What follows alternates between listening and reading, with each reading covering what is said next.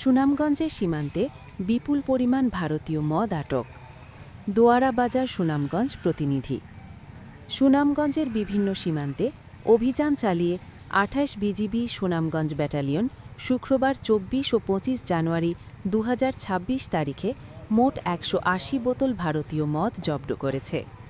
সুনামগঞ্জ সদর উপজেলার ১ নং জাহাঙ্গীরনগর ইউনিয়নে নারায়ণতলা বিওপি ৮৫ বোতল ভারতীয় মদ উদ্ধার করেছে, যার আনুমানিক বাজার মূল্য ১,২৭,৫০০ টাকা।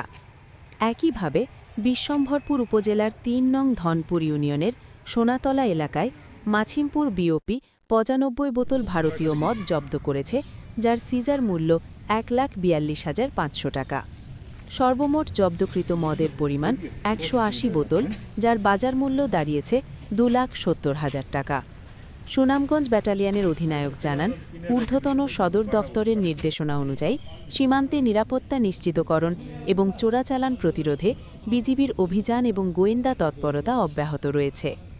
আটককৃত মদ বর্তমানে মাদকদ্রব্য নিয়ন্ত্রণ অধিদপ্তর সুনামগঞ্জে হস্তান্তরের প্রক্রিয়াধীন।